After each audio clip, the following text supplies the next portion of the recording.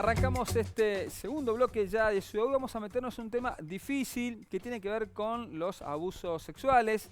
Estamos viendo que están ocurriendo, por ejemplo, un caso muy conocido que tomó mucha notoriedad, que es el caso de Juan D'Artés. El proceso se hace en Brasil. Aquí comenzó también la situación vinculada a las imputaciones de Fabián Llanola. Bueno, pero para hablar justamente de estos casos no vamos a hablar de los casos particulares, pero sí vamos a hablar de lo que pasa justamente en las investigaciones que se hacen desde la justicia, que tiene que ver con las pericias que se realizan. Y para hablar de esto vamos a convocar justamente a la licenciada, la psicóloga y especialista en psicología forense, Sandra Abudi. Sandra, ¿cómo te va? Muy buenas tardes, te saluda Miguel aquí en Ciudad U. Hola, buenas tardes, gracias por la invitación. Bueno, Sandra, queremos hablar contigo porque, bueno, vemos el tema que está en agenda muy fuerte, lo que sea de Juan D'Artés por un lado, lo que está pasando con Llanola ahora imputado, que aparecieron cada vez más denuncias, inclusive se habla de 6 víctimas que habrían concurrido a la justicia, y queremos saber qué pasa cuando una persona llega a tribunales, realiza una denuncia, qué se pone en marcha allí y cuáles son las pericias, en este caso a vos como especialista en temas forenses también, donde te convocan, qué es lo que va ocurriendo, cuáles son los pasos que se van dando.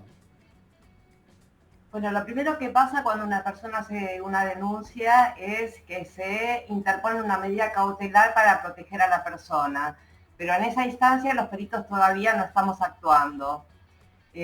Una vez que somos convocados los peritos, sea peritos oficiales del cuerpo médico forense o peritos de parte, tanto por la defensa como por la querella, podemos estar. Lo que va a suceder es que vamos a tomar psicodiagnóstico tanto a la persona que denuncia como a la persona denunciada.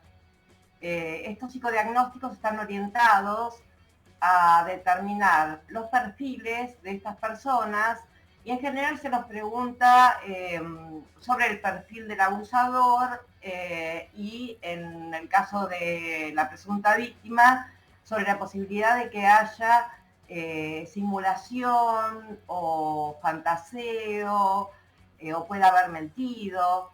Y bueno, todo esto lo evaluamos a través del proceso psicodiagnóstico, Eh, obviamente ateniéndonos a todo lo que tiene que ver con lo psicolegal, ¿no? No estamos en un consultorio particular haciendo un psicodiagnóstico, sino que estamos en un ambiente psicolegal. Está bueno esto que estás contando porque es muy importante, digo, porque estamos hablando de estos casos donde, por un lado, hablamos de víctimas que muchas veces tienen que volver a relatar una experiencia traumática, se habla también de que se trata de evitar la revictimización, pero a su vez tiene que quedar eso también en sede judicial para que se pueda actuar y además habrá que comprobarse también, porque se acusa a una persona de un delito, de un supuesto delito que habrá que ver si también si ocurrió o no ocurrió. ¿Ese es el primer paso? ¿Eso es lo que ocurre en este psicodiagnóstico del que vos nos estás contando? Sí, el psicodiagnóstico, bueno, obviamente se hace con todos los cuidados del caso, para no revictimizar a la persona. No hay otra opción que indagar acerca de lo vivido, pero se hace a través de entrevista pericial, ¿sí? En la que se le preguntan cuestiones amplias, la persona va a hablar en la medida en que pueda y quiera. Si bien hay ciertas áreas que se indagan, como por ejemplo bueno, su historia vital, sus vínculos.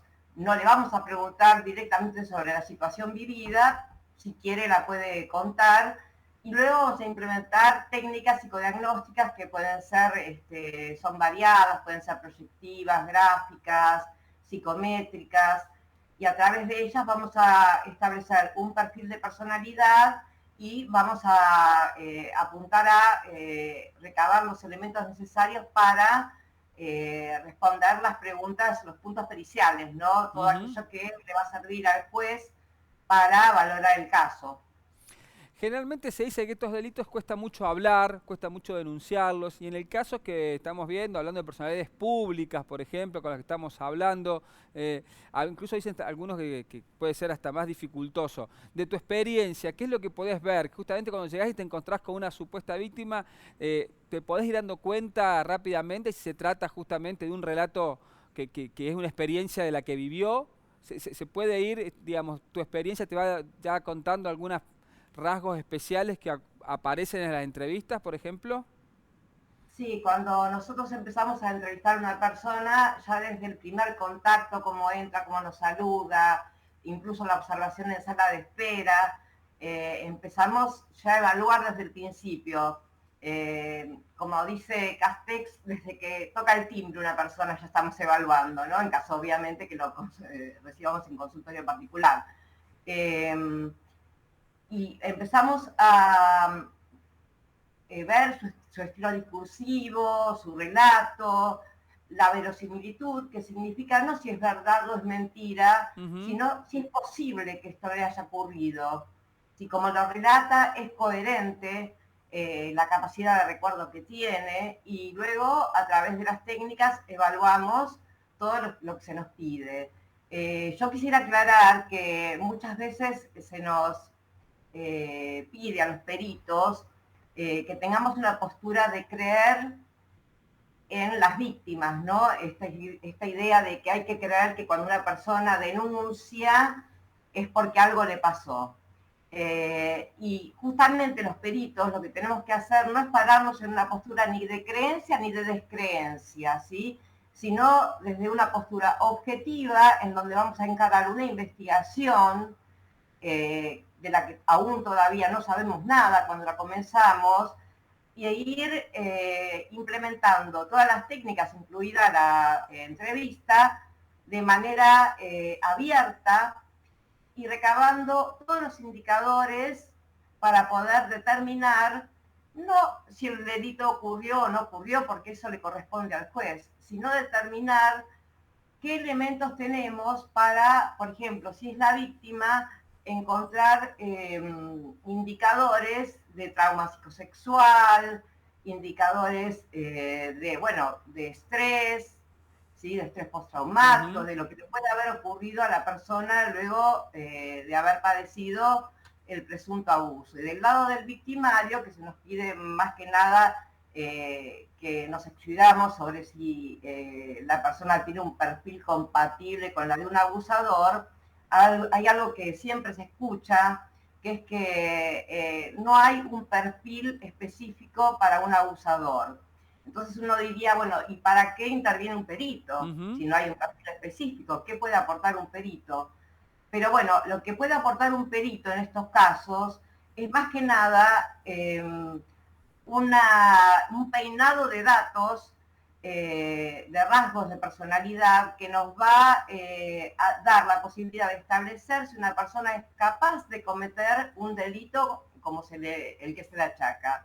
Es decir, si es una persona impulsiva, si tiene capacidad para dominar sus impulsos, si requiere satisfacción inmediata de sus necesidades, si tiene diques psicosexuales bien instalados. Hay una serie muy larga, ¿no?, de indicadores que vamos a ir recabando a lo largo de las técnicas, que más allá de la estructura de personalidad que tenga, nos puede permitir establecer si la persona, es capaz de cometer un delito como del que fue fue denunciado.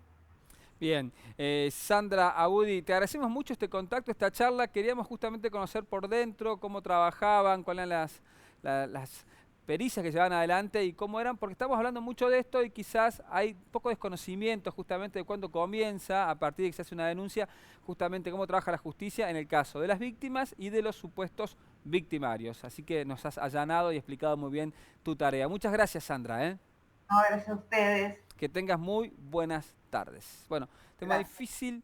Gracias, Sandra. Tema complicado, pero bueno, estamos con estos casos, el caso de Artés, el caso Llanola, ahora con mucho impacto en los medios de comunicación, y saber que cuando una persona va a hacer una denuncia, no es que solamente ocurre que se presente un testimonio, sino que hay una serie de pericias, y bien lo contaba el especialista.